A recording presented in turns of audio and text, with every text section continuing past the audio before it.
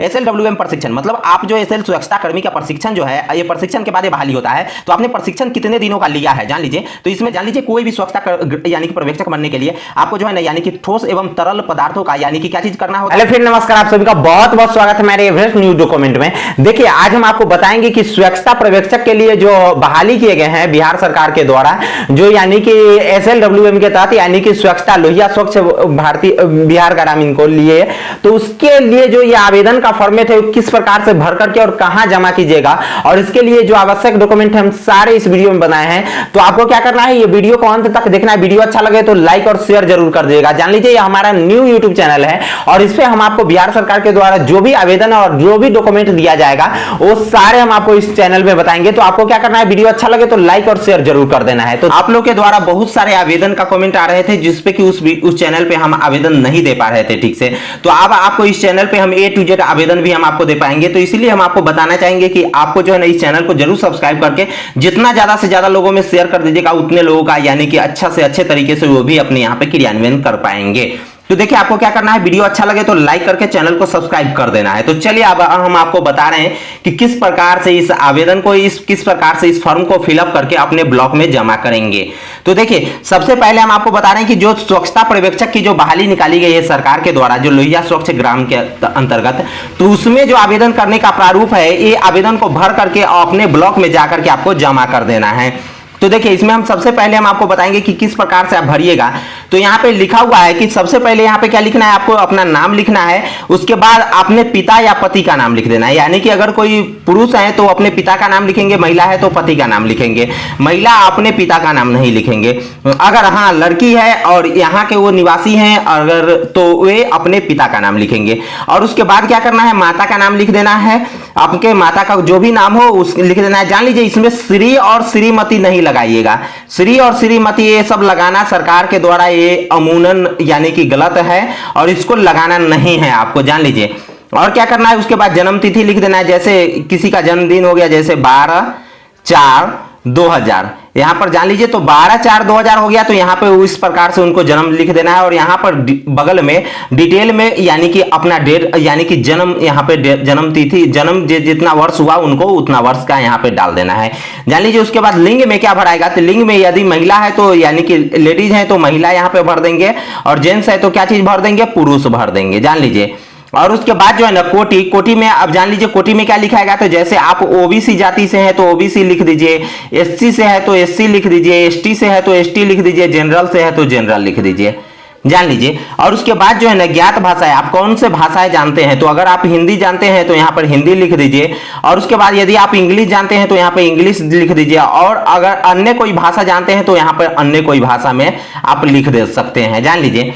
और पत्राचार का पता, जान लीजिए आपका जहां पे घर है वहां का पत्र क्या है, तो वहां पे जैसे आपका जो घर का नाम रहेगा यहां पर लिख दीजिएगा गांव का नाम, और उसके बाद पोस्ट ऑफिस लिख करके पीओ लिख करके पोस्ट ऑफिस लिख दीजिएगा। उसके बाद यानी कि पुलिस स्टेशन लिख दीजिएगा पीएस लिख करके, और उसके बाद डिस्ट्रिक्ट लिख दीजिएगा यानी कि जिला का नाम लिख दीजिएगा DIST लिख करके। इस प्रकार से देना है। स्थायी पता में यदि आपका दोनों पता सेम टू सेम है, जहां आप पत्र जाएगा वो पता और जहां आपका घर है वहां पता, दोनों अगर सेम टू सेम है तो यहां पर लिख सकते हैं एज एबव, ठीक है, एज एबव लिख दीजिएगा। इसका मतलब हो जाएगा जो ऊपर में है वही ये भी मेरा है। और उसके बाद यहाँ पे मोबाइल नंबर जरूर लिख दीजिएगा। देखिए इसमें हम अपना मोबाइल नंबर लिख सकते हैं, लिख देते हैं। अगर आपको किसी भी प्रकार का कोई समस्या हो तो आप हमारे इस व्हाट्सएप नंबर है, मेरा व्हाट्सएप नंबर है, इस पर आप संपर्क कर सकते हैं। जान लीजिए आप जिस मोबाइल से IMEI संचालित कीजिएगा उसका IMEI नंबर लिख दीजिएगा। मोबाइल में IMEI नंबर होता है यानी कि जहां पे सिम लगा हुआ होता है, चाहे आप अपने मोबाइल के आप में जो है ना यानी कि अपने कीपैड में *06# टिपिएगा ना तो आपको IMEI नंबर निकल जाएगा। अगर आपको अपने मोबाइल का IMEI नंबर नहीं निकालने आता है तो आप अपने डायल पैड पे फोन जैसे लगाते हैं उस पर *06# टिप दीजिएगा तो आपका IMEI नंबर आ जाएगा, जान लीजिए। उसके बाद राष्ट्रीयता का मतलब आप कौन से देश से बिलोंग करते हैं, तो हम सभी लोग तो इंडिया से हैं, तो इसीलिए हम लोग क्या लिख देंगे, इंडिया लिख देंगे। और उसके बाद देखिए इसमें यहाँ पे पूरा डिटेल जानना है कि आपका शैक्षणिक योग्यता क्या है, मतलब आप कितना तक पढ़े लिखे हैं। तो यहाँ पे लिखा हुआ है मैट्रिक में, तो मैट्रिक में आप कौन से बोर्ड से पास किए हैं, जान लीजिए। जो बोर्ड से आप पास किए हुए रहिएगा उस बोर्ड का नाम लिख दीजिएगा। जैसे अगर आप बिहार बोर्ड से हैं तो यहाँ पे आप लिख सकते हैं बिहार बिहार बोर्ड। ठीक है, यहाँ पे हम बिहार बोर्ड लिख दीजिए और उसके बाद कौन कौन से विषय, तो इसमें तो ऑल विषय हो जाएगा। और उसके बाद जो है ना वर्ष, कौन से वर्ष में पास किए, जैसे 2014 में कोई पास किए हैं तो यहाँ पे 2014 लिखेंगे। और प्राप्त उनको अंक कितना आया है उसका अंक, जैसे मान लेते हैं किसी को 300 आया तो यहाँ पर 300 लिख देंगे। और कितना प्रतिशत है, तो 300 अंक 500 वाले जब एग्जाम हुआ था तो वो 60% होते हैं, तो इसीलिए 60% हो गया। उसके बाद अगर आप इंटर के बारे में यहाँ पर देना चाहते हैं तो इंटर भी आप जिस बोर्ड से आप पास हैं इंटर, तो यहाँ पे जरूर लिख दीजिएगा इंटर आप जिस बोर्ड से, बिहार बोर्ड से हैं तो ऐसे कर दीजिएगा, यानी कि बिहार बोर्ड, चाहे अदर कोई बोर्ड से हैं जैसे सीबीएसई से हैं तो यहाँ पर लिख दीजिएगा सीबीएसई। ठीक है, और कौन विषय से, जैसे साइंस से है तो यहाँ पर साइंस, कॉमर्स से है तो कॉमर्स, ठीक है, और आर्ट से है तो आर्ट लिख दीजिएगा। जिस वर्ष में आप इंटर पास किए होइएगा उस वर्ष का यानी कि डिटेल लिख दीजिएगा, जितना नंबर प्राप्त होगा उसके बाद यहाँ पे प्रतिशत लिख दीजिएगा। स्नातक यानी कि ग्रेजुएशन पास है तो ग्रेजुएशन का बारे में यहाँ पे सारा लिख दीजिएगा।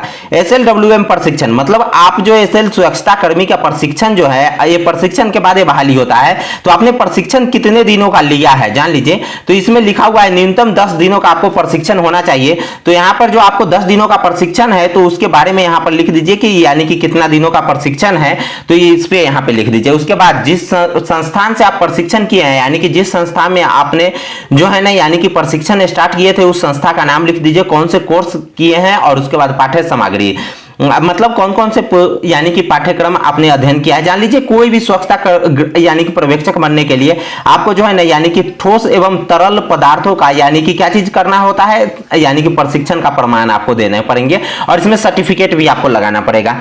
उसके बाद जो है ना अनुभव प्रमाण पत्र, आपको अनुभव कहाँ है, क्या चीज का है, तो अनुभव प्रमाण पत्र के बारे में यहाँ पे लिख दीजिए अनुभव प्रमाण पत्र का नाम, और SLWM में कार्य से संबंधित आप कौन से कंपनी में चाहे कहाँ पे आप कार्य किए हैं उसका यहाँ पे अनुभव का प्रमाण पत्र यहाँ पे भी आपको देना है। उसके बाद इस घोषणा पत्र में यहाँ पर सबसे पहले आपको अपना नाम भर देना है। ठीक है, आप अपना नाम भरिएगा।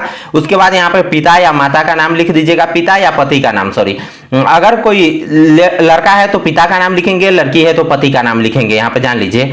और उसके बाद घोषणा, लड़का है तो कर्ता में टिक लगा देंगे, लड़की है तो कर्ती में टिक लगाएंगे, मतलब दोनों अपने अलग अलग। दिया गया विवरण एवं तथ्य मेरी जानकारी विश्वास में शुद्ध एवं सत्य है, मैं मिथ्या के बाद मिथ्या तथ्यों के देने के परिणामों का भले भांति अवगत हूं। या आवेदन पत्र में दिए गए कोई भी विवरण यानी कि गलत पाए जाते, मिथ्या का मतलब गलत होता है, यानी कि पाए जाते हैं तो उसके लिए दंड के लिए मैं स्वयं भागीदारी होऊंगा। मतलब कोई भी अगर आप गलत दीजिएगा तो आपको दंड भी मिल सकता है, इस बातों को सोच करके ही बात लिखिएगा। स्थान अपने ब्लॉक में जमा कीजिएगा, ब्लॉक का नाम यहाँ पर लिख दीजिएगा। ठीक है, और उसके बाद जो है ना यानी कि दिनांक लिख दीजिएगा जितने तारीख को जमा कीजिएगा, और उसमें आप अपना यहाँ पे सिग्नेचर कर दीजिएगा। ठीक है, जो सिग्नेचर आपका रहे इस प्रकार से सिग्नेचर करके आप इस डॉक्यूमेंट को कहां पे जमा कीजिएगा, तो ब्लॉक में स्वच्छता पर्यवेक्षक के यहाँ, ब्लॉक में अपने पंचायत सचिव के पास भी जमा कर सकते हैं। जान लीजिए इसका रिसीविंग जरूर लीजिएगा, रिसीविंग के बिना यह आवेदन आपका अधूरा माना जाएगा और उसके बाद यह हो सकता है तो आपका आवेदन बीच में ही रोक करके समाप्त कर दिया जाएगा। इसीलिए आपको किसी भी प्रकार के कोताही नहीं बरतना है, यानी कि करना है। इसीलिए हम आपको इस आवेदन का प्रारूप भी दे दिए हैं, और इसमें जो डॉक्यूमेंट लगेगा वो होगा आपका यानी कि आवासीय प्रमाण पत्र, सर्टिफिकेट लगेगा तरल अपशिष्ट पदार्थ का, और आधार कार्ड, पैन कार्ड, और उसके बाद जो है ना यानी कि वोटर आईडी कार्ड, और उसके बाद जो है ना अनुभव का प्रमाण पत्र और सर्टिफिकेट आपको लगेंगे। जान लीजिए आपको किसी भी प्रकार का प्रॉब्लम हो तो आप हमारे वीडियो को नीचे कमेंट बॉक्स में कमेंट कर सकते हैं, और वीडियो अच्छा लगा होगा तो लाइक करके चैनल को शेयर भी कर सकते हैं। धन्यवाद, फिर नेक्स्ट वीडियो में, तब तक के लिए जय हिंद, बाय बाय।